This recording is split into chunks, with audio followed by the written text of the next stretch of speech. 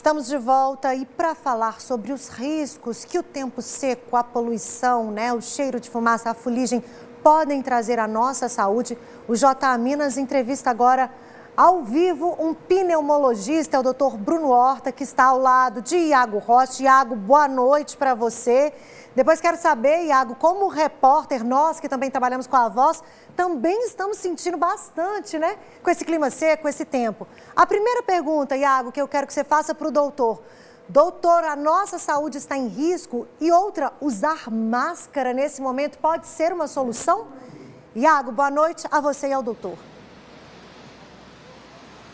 Boa noite, Carol. Boa noite a todos que assistem o JA Minas. Essa é a pergunta de muitos, Carol? E é o doutor que vai esclarecer pra gente. Doutor, primeiro, o uso da máscara já pode ser uma das medidas aí para tentar ajudar a gente nesse clima seco, nessa baixa umidade de ar? Boa noite. Boa noite, Iago. Eu entendo que sim, ajuda, mas não é o bastante.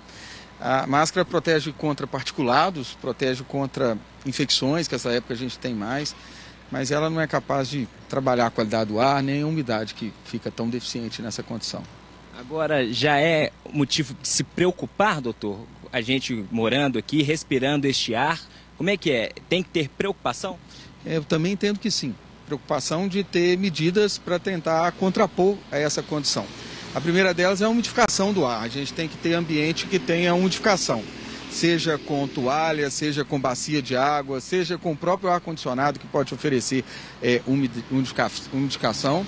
Então, preocupar para evitar maiores problemas. Aqueles pacientes com doença respiratória, mais ainda. Aqueles pacientes idosos, mais ainda. Então, esse grupo de pacientes tem que ter uma atenção especial em tentar, pelo menos, garantir a umidificação do ar nesse momento. Agora, doutor, a gente até começou o jornal com a reportagem, Carol? A gente acompanhou alguns incêndios aqui em Belo Horizonte. O pouco que eu fiquei com contato com essa fumaça, próximo a essa mata que estava pegando fogo, eu comecei a me sentir mal.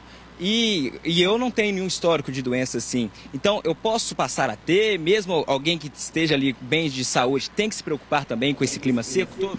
Tem. Na verdade, essas queimadas e a fuligem, a gente sabe que elas induzem doenças respiratórias. Então, a gente sabe que essa qualidade do ar pode predispor em aqueles que nunca tiveram nada o surgimento de doenças. Não quer dizer que vai acontecer, mas quer dizer que, sim, predispõe. E quais são os sinais aí que pode levar a pessoa a procurar um especialista? Boa pergunta. O desconforto respiratório, cansaço, tosse, chieira, o pulmão chiando, o cansaço para fazer qualquer atividade que antes não tinha cansaço. Esse tempo também, além do quadro respiratório, ele predispõe dor de cabeça. É muito comum que haja dor de cabeça e desconforto. Então, é o que a gente estava conversando mais cedo, tem um componente de ar seco em níveis críticos e um componente de fuligem da queimada que você viveu na sua experiência lá. Então, são duas situações de alto poder de gerar a irritação dos brônquios, que a gente chama de bronquite, e despredispor a doenças respiratórias em quem até então não vinha manifestando. Agora, a nossa pele também está em risco nessas condições, doutor? Sim, com certeza. A pele é uma parte de defesa do organismo e tem uma recomendação muito forte que se mantenha a hidratação. Essa é a época do hidratante. Então, proteger a pele, usar roupas que tenham maior cobertura e, sobretudo, manter uma hidratação da pele é algo fundamental nessa hora. A Carol está chamando? Tô sim. Iago, me faz uma gentileza, pergunte ao doutor, se eu tivesse que tomar algumas medidas hoje para evitar que a minha saúde corresse risco, quais seriam elas? Usar máscara, que ajuda, beber água? Pede ele para elencar aí essas medidas que a gente tem que tomar hoje.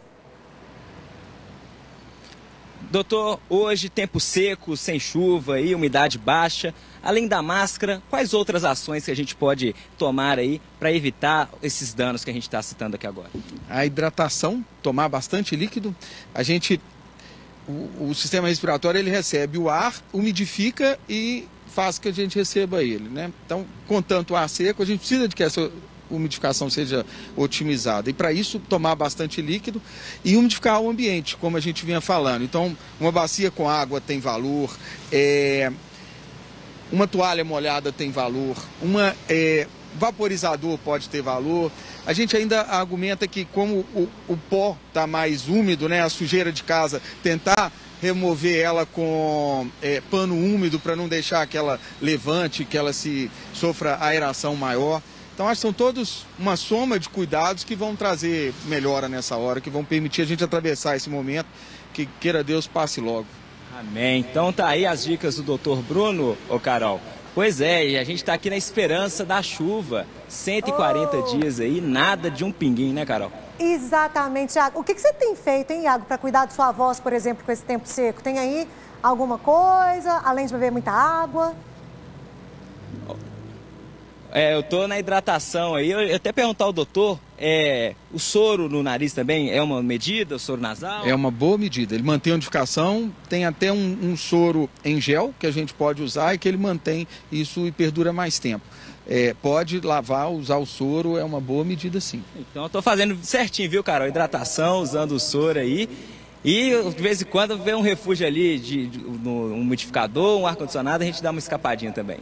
Tá ótimo. E o Iago já aproveitou para fazer uma consulta ao vivo, né, Iago? Eu gostei de ver. Doutor, muito obrigada pela participação.